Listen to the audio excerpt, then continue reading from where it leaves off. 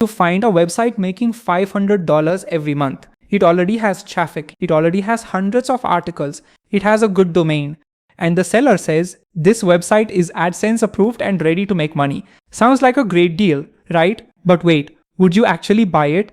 Because there's a huge difference between buying a website that looks profitable and buying a website that is actually worth your money. In this video, I'm going to show you exactly how you can buy and sell websites on p2p.com, what you should check before spending your money, how to verify traffic and revenue, and one very important thing about Google AdSense that many beginners completely misunderstand. Let's get into it. What is P2P? So first, what exactly is p2p.com? P2P is a digital marketplace where users can discover and trade different types of digital assets and products. And one of the interesting opportunities in a marketplace like this is buying and selling websites. Instead of starting a website completely from zero, you can potentially find an existing website that already has content, traffic, SEO history, a domain, and potentially revenue. But here's the important part. You shouldn't buy a website just because the listing looks good. You need to do your homework. Step 1. Don't buy the headline. Let's say you see a P2P listing that says, AdSense approved website, $500 monthly revenue. Your first reaction might be, wow, that's cheap. But don't click buy yet. The first question should be, can the seller prove it? Ask for appropriate evidence of traffic, revenue, website history, monetization, and the assets included in the sale, because a screenshot can show you almost anything. What you want is verifiable information. Step 2. Check the traffic. Now let's talk about traffic. Suppose someone tells you this website gets 100,000 visitors every month. Sounds amazing, but where are those visitors coming from? Google, Facebook, TikTok, paid advertising, referral websites, or maybe one viral article? These are completely different situations. You want to understand the traffic source. Look at organic traffic, direct traffic, and most importantly, the trend over time. If traffic has been steadily increasing for 12 months, that's interesting. But if traffic was 100,000 last month and 20,000 this month, that's a completely different story. Step 3. Verify the revenue. Now let's talk money. The seller says this website makes $1,000 per month. Great, but ask yourself, $1,000 for how long? 1 month, 3 months, 1 year? A serious buyer should look at revenue history instead of focusing on a single screenshot. Check whether the income is stable, growing, declining, or seasonal. Also understand where the money comes from. AdSense, affiliate marketing, sponsored content, subscriptions, selling products. The revenue model matters. Step 4. The AdSense trap. Now here's something extremely important. A listing may say AdSense approved website. That does not mean you are buying the seller's AdSense account. Those are two completely different things. Google AdSense has its own rules regarding publishers' accounts, payments, eligibility, and monetization. So if you're buying a website, don't assume that the seller's AdSense status automatically guarantees that you can continue using their account. Instead, understand the proper monetization process for the new owner and make sure the website complies with Google's current policies. And remember, previous AdSense approval is not a lifetime guarantee. The website still needs to remain compliant. Step 5. Look under the hood. Here's where things get interesting. A website isn't just what you see on the screen, there's an entire system underneath it. Maybe it's WordPress, maybe it's Laravel, maybe it's Next.js, maybe it's a custom Node.js application. You need to know what you're buying. Ask what technology is being used, what database does it use, where is it hosted? Is the source code included? Is the database included?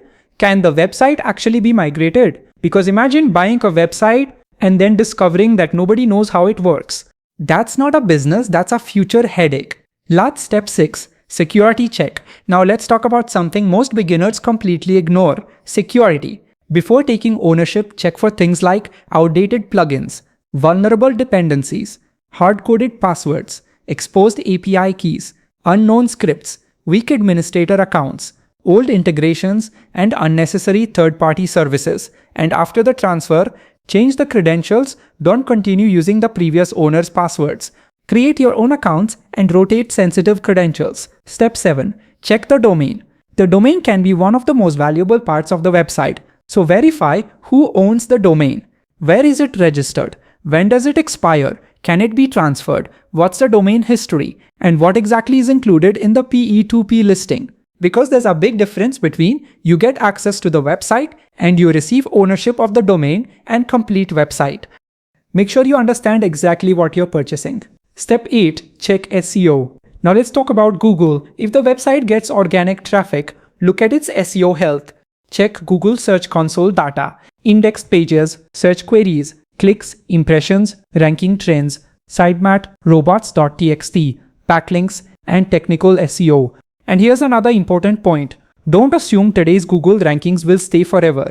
Search algorithms change, competition changes, content changes, content changes. So you're buying the website's current position and potential, not a guaranteed ranking. Step 9. Check the content. Now open the actual website.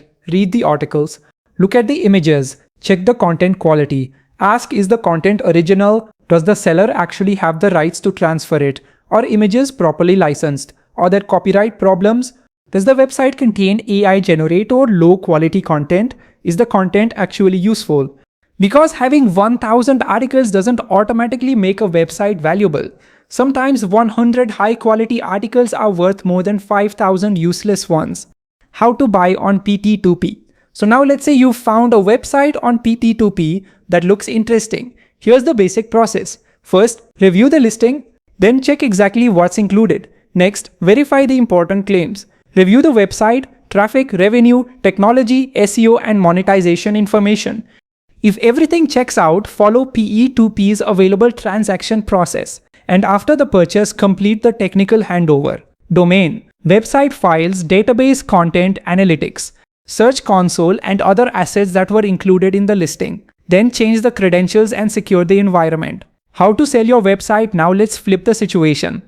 Maybe you already own a website and you want to sell it. Don't create a listing that simply says, amazing website, high traffic, huge income, AdSense approved. That's not enough. Give buyers useful information. Tell them what's the niche, how old is the domain, how much traffic does it receive, where does the traffic come from, how much revenue does it generate, how is it monetized, what technology does it use, what's included and what isn't included. The more transparent your listing is, the easier it is for serious buyers to evaluate it. The biggest mistake, and here's probably the biggest mistake beginners make, they buy based on potential instead of evidence. Maybe the traffic will increase, maybe revenue will double, maybe Google rankings will improve, maybe AdSense will keep generating money, maybe. But don't pay today's money for tomorrow's promises. Evaluate what can actually be verified today. My buyer checklist. If I were evaluating a website, I'd break it down into 6 areas. Number 1, traffic. Is it real and sustainable? Number 2, revenue. Is the income consistent? Number 3, SEO. Where does the organic traffic come from? Number 4, technology. Can I actually maintain and migrate